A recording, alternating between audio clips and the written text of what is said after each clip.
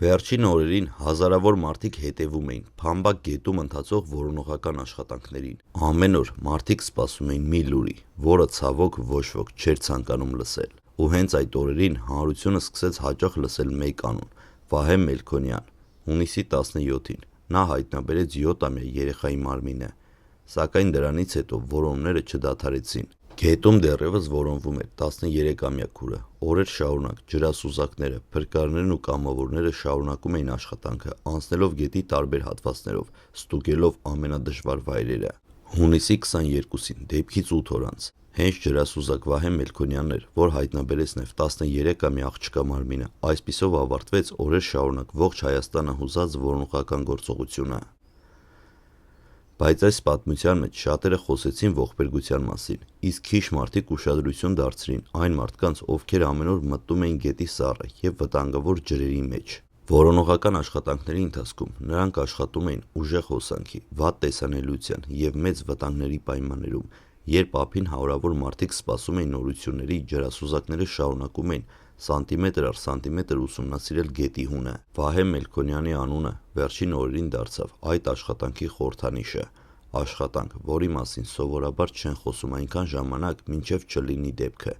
Աշխատանք, որտեղ արդյունքի համար երբեմն պահանջվում են ոչ թե ժամեր, այլ օրեր և շաբաթներ։ Եվ գուցե հենց սա է ջրասուզակի մասնագիտության ամենադժվար կողմը։ Նրանք աշխատում են այն ժամանակ, երբ արդեն տեղի ունեցել ամենավատը, բայց միևնույն ժամանակ շարունակում են իրենց գործը մինչև վերջ, անկախ պայմաններից ու դժվարություններից։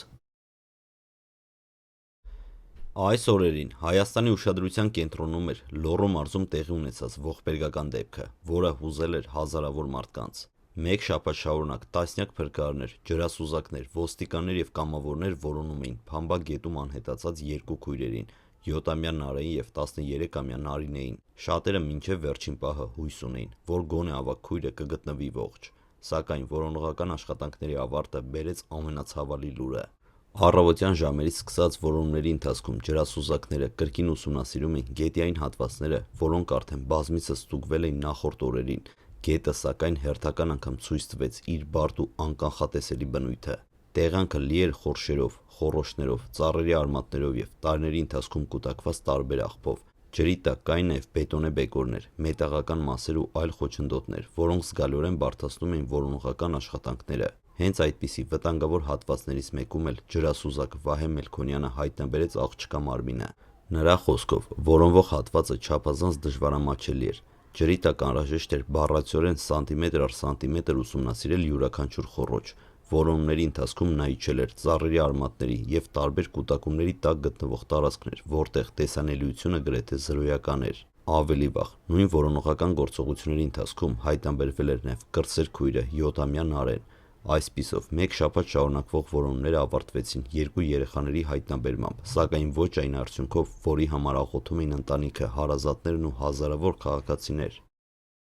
Դեպքի առաջին իսկ օրվանից իրավապահ մարմինները ուսումնասիրում էին մի քանի հնարավոր վարկածներ։ Թեև առաջնայինը դիտարկվում էր գետն ընկնելու հավանականությունը, քննիչները չէին սահմանափակվում միայն այդ ուղղությամբ։ Ստուգվում էին նաև այլ հնարավոր հանգամանքներ, որպեսզի դեպքի ամբողջ պատկերը վերականգնվի հնարավորինս ճշգրիտ։ Նախնական տեղեկությունների համաձայն երեխաները փորձել էին անցնել գետի վրայով, անցկացված հին խողովակով, որը տարիներ շարունակ օգտագործվել էր որպես անցում, սակայն խոնավ և սայթաքուն մակերեսը վտանգավոր էր դարձել, և երեխաները հայտնվել էին գետի ուժեղ հոսանքի մեջ։ Տեսախցիկների խոսքով այդ խողովակը վաղուց էր համարվում վտանգավոր։ Տարիների ընթացքում այն դարձել էր բազմաթիվ դժբախտ պատահարների պատճառ, իսկ ողբերգությունից հետո այն ապամոնտաժվեց։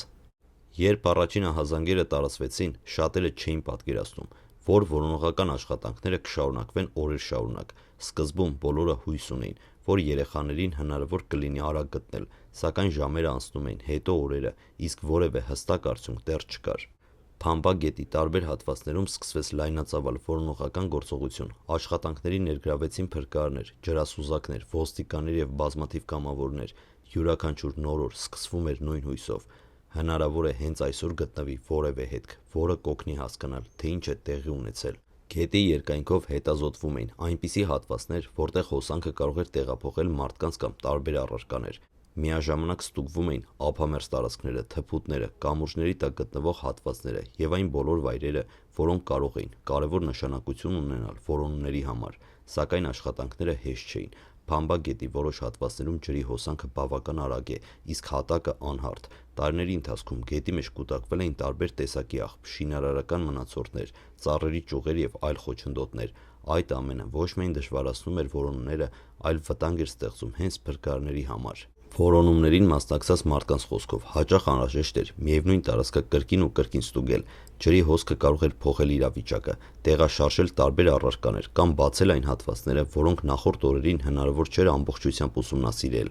Շատերի համար որոնողական գործողությունները տեսանելի էին միայն գետի ափից, սակայն ամենաբարդ աշխատանքը կատարվում էր ջրի տակ։ Ջրասուզակները ստիպված էին երկար ժամանակ անցկացնել սառը ջրի մեջ, ուսումնասիրելով գրեթե անտեսանելի միջավայր։ Երբեմն տեսանելիությունը չափվում էր ընդամենը մի քանի սանտիմետրով։ Նման պայմաններում որոնումներ իրականացվում էին հիմնականում շոշափելով եւ զգալով շրջակա միջավայրը։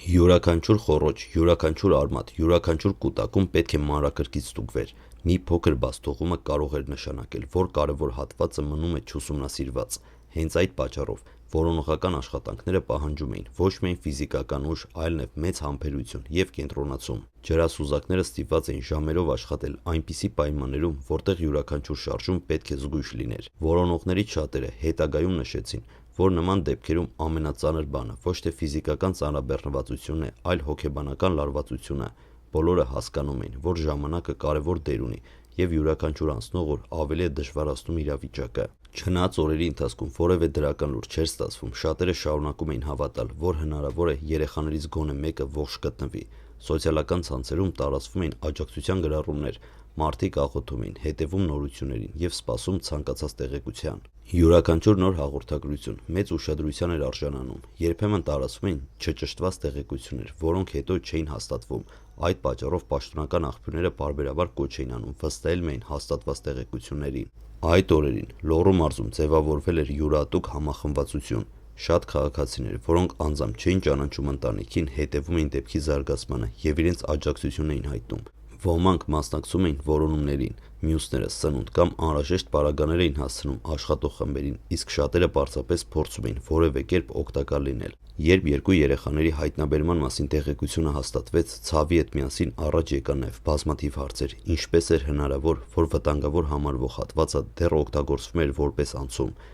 Ինչու տարիներ շարունակ այդ վայրում անվտանգության ավելի խիստ միջոցներ չէին կիրառվել։ Տեղացիների մի մասը պնդում էր, որ վտանգի մասին վաղուց էին խոսում, շատերը գիտեին, որ հին խողովակով անցնելը կարող է վտանգավոր լինել հատկապես անձրևներից հետո կամ այն օրերին, երբ մակերեսը խոնավ է լինում։ Դեպքից հետո այդ հարցերը նոր ուժով սկսեցին քննարկվել հանրության շրջանում։ Բազմաթիվ մարդիկ նշում էին, որ նման ողբերգությունները հաճախ դառնում են անվտանգության խնդիրների մասին խոսելու առիթ, միայն այն ժամանակ, երբ արդեն ուշ է լինում։ Որոնումների ավարտից հետո հասարակության ուշադրությունը սևեռվեց նաև փրկարարների եւ ջրասուզակների աշխատանքի վրա։ Շատերը բարձրաձայնեցին, որ նման մասնագետները կատարում են չափազանց ծանր եւ վտանգավոր աշխատանք։ Նրանք հաճախ աշխատում են այնպիսի պայմաններում, որտեղ յուրաքանչյուր գործողություն կապված է սեփական կյանքի եւ առողջության ռիսկի հետ։ Այս դեպքը եւս մեկ անգամ ցույց տվեց, թե որքան կարևոր դեր ունեն փրկարար ծառայության աշխատակիցները արտակարգ իրավիճակներում։ Օրեր շարունակ նրանք աշխատում էին առանց ուշադրության կենտրոնում լինելու, սակայն հենց նրանց աշխատանքի շնորհիվ հնարավոր դարձավ ավարտին հասցնել որոնումները եւ պատասխաններ տալ ընտանիքին։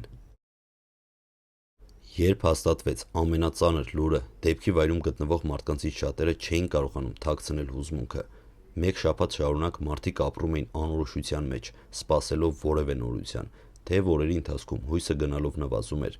այն ամբողջությամբ չէր մարում մինչև վերջին պահը։ Լոռու մարզի տարբեր բնակավայրերում մարդիկ քննարկում էին տեղի ունեցածը։ Շատ ընտանիքներ խոստովանում էին, որ այս դեպքից հետո սկսել են ավելի հաճախ խոսել երեխաների հետ անվտանգության կանոնների մասին։ Ոմանք ասում էին, որ նախկինում նույնիսկ չէին մտածում, թե սովորական թվացող մի ճանապարհ կամ անցում կարող է նման վտանգ ներկայացնել։ Համայնքում հատկապես մեծ ուշադրություն էր գրավում այն հանգամանքը, որ երեխաները փորձում էին հասնել իրենց առօրյա զբաղմունքներին։ Այդ պատճառով շատերի համար այս պատմությունը պարզապես դժբախտ պատառ չէր, այլ հիշեցում էր այն մասին, թե որքան արագ կարող է փոխվել իրավիճակը ընդամենը մի քանի վայրկյանի ընթացքում։ Տեղացիների պատմություններից կարելի էր հասկանալ, որ գետի վրայով անցկացված հին խողովակը նոր խնդիր չէր, տարիներ շարունակ այն օգտագործվել էր որպես կարճ ճանապարհ, շատ մարդիկ նախընտրում էին անցնել հենց այդ հատվածով, քանի որ դա խնայում էր ժամանակ, սակայն միևնույն ժամանակ բոլորը գիտեին, որ խողովակը լիովին անվտանգ չէ։ Անձրևներից հետո այն դառնում էր ավելի սայթաքուն, ձմռան և գարնանը լրացուցիչ վտանգ էր ստեղծում խոնավությունը,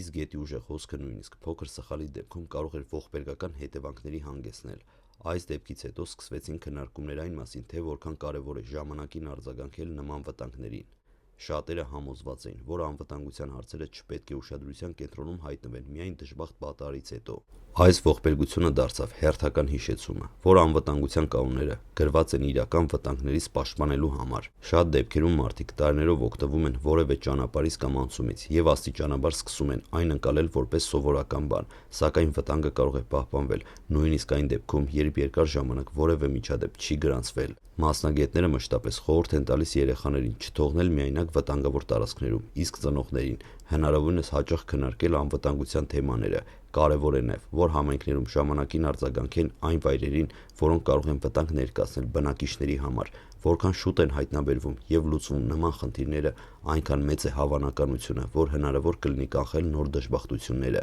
Փամբա գետի շուրջ ծավալված այս պատմությունը ցավալի ավարտ ունեցավ։ Մեկ շաբաթ տևած որոնումները, հարյուրավոր մարդկանց մասնակցությունը, չմարող հույսն ու սպասումը վերջապես ավարտվեցին, սակայն ոչ այն լուրով, որին սպասում էին բոլորը։ Այս դեպքը դեռ երկար կմնա մարդկանց հիշողության մեջ, որպես ծանր ողբերգություն, որը հուզեց ողջ երկիրը։ Միևնույն ժամանակ, այն ևս մեկ անգամ ցույց տվեց փրկարարների, ջրասուզակների, կամավորների և բոլոր ներգրաված մարդկանց կատարած աշխատանքի կարևորությունը։ Եվ թերևս ամենակարևոր հարցը, որ մնում է այս պատմությունից հետո, հետևյալն է. արդյոք հասարակությունը կկարողանա անհրաժեշտ հետևություններ անել, որպեսզի նման դեպքերը հնարավորինս քիչ կրկնվեն ապագայում։ Սա հարց է, որի պատասխանը կախված է ոչ միայն առանձին մարդկանցից, այլև ամբողջ հասարակությունից։